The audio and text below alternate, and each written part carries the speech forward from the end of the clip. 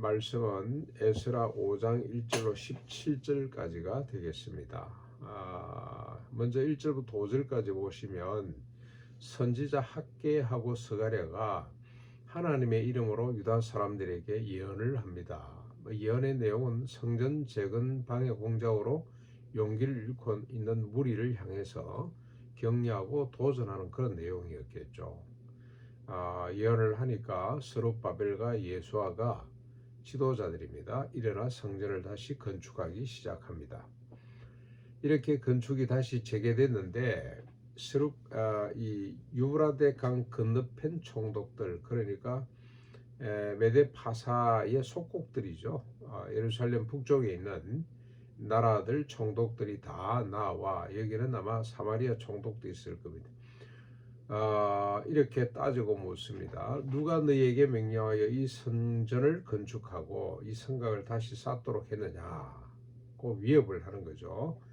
하지만 하나님이 유다 장로들을 돌보셨으므로 너희 공사를 막지 못하자 그들이 이 일을 다리오 왕에게 보고를 합니다. 이제 다리오 왕의 확인을 받고 어떻게 해보려고 그러는 거죠. 그래서 6절부터 17절 그들이 다리오 왕에게 올린 상서 내용이 아주 재밌습니다. 다리오 왕이여 평안하옵소서. 아뢰옵기는 우리가 유다에 가서 본즉 성전을 큰 돌로 세우는데 누가 너에게 명령하여 이 성전을 건축하고 성곽을 마치려고 하느냐고 묻자 그들이 이렇게 대답을 했습니다. 우리는 천지 하나님의 종이라. 예전에 건축되었던 성전을 우리가 다시 건축하노라. 이는 본래 이스라엘의 큰 왕이 건축한 것이었으나 솔로몬이죠.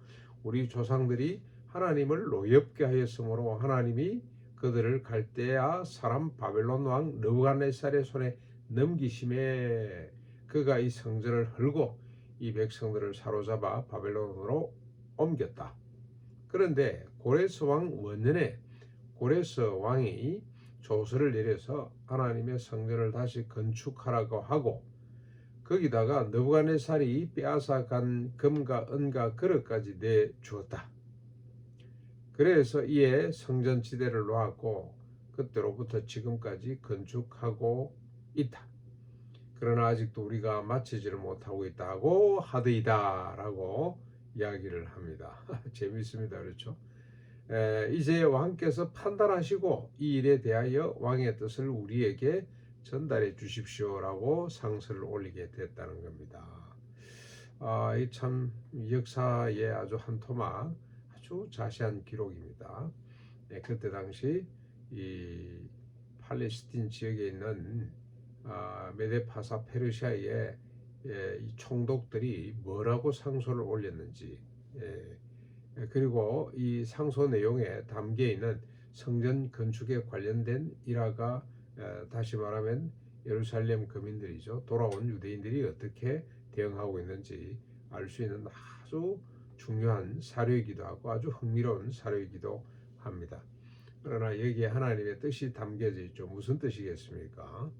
선지자들의 예언이 얼마나 중요하냐. 하나님의 종들의 말이 중요하다는 겁니다. 위로하고 건면하고 도전하는 말이 지지부진했던 성전의 공사를 다시 불붙게 할 수 있다. 백성들로 하여금 일어나게 한다. 죽어있던 마른 빽다기 같은 사람들에게 생명을 불어넣는 것이 이 선지자들의 말의 특징이다. 말의 능력이다. 자기 말 하는 게 아니고 하나님 말씀을 전달하는 거죠.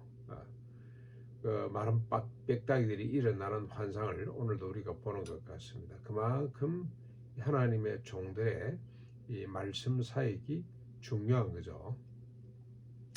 자, 그런데 세상의 권력은 어떻습니까? 이 하나님의 나라, 하나님의 성전, 하나님의 의, 하나님의 나라, 요즘으로 말하면 교회를 가만히 두지 않습니다.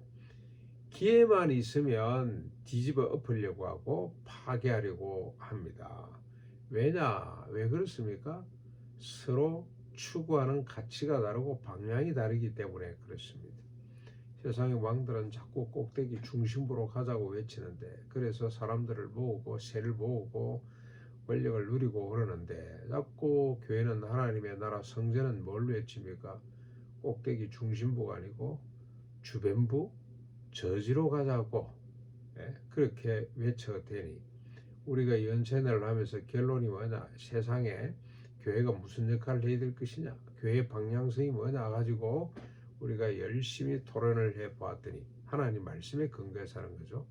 결국 선한 사마리아 사람처럼 고통받는 타자를 무한 책임지고 떠받드는 것, 그게 우리가 할 일이다. 그게 교회가 나아갈 방향이다. 근데 이런 이야기를 세상 사람들은 좋아하지 않습니다. 아침에 7시 온 사람이랑 5, 5시 온 사람 동일한 임금을 주면 그게 무슨 나라가 되겠냐? 그래가지고 역사가 발전하겠냐? 그러면서 깡그리 무시하고 무시하는 정도가 아니고 이런 이론을 아주 폐역한 혹세무민하는 그런 나쁜 사상이라고 생각을 하고 말살하려고 덤벼들 것입니다. 옛날에 그 2006년입니다.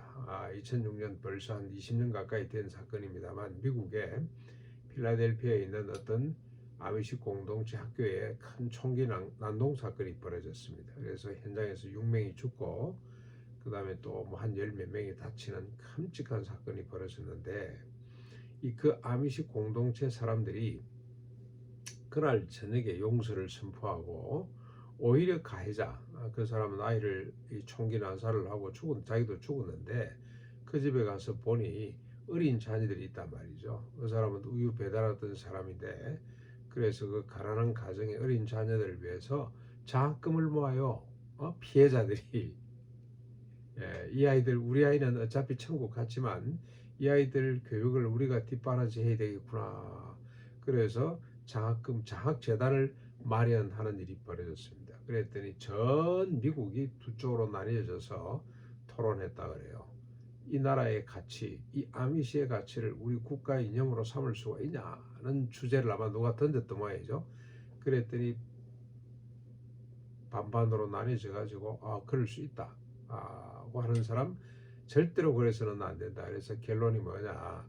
국가는 국가다. 그래가지고 아미시의 용서의 법, 사죄의 법, 그리고 오히려 더 악을 악으로 갚지 않고 사랑으로 덮어주는 이 법이 무시당한 그런 일이 있었습니다.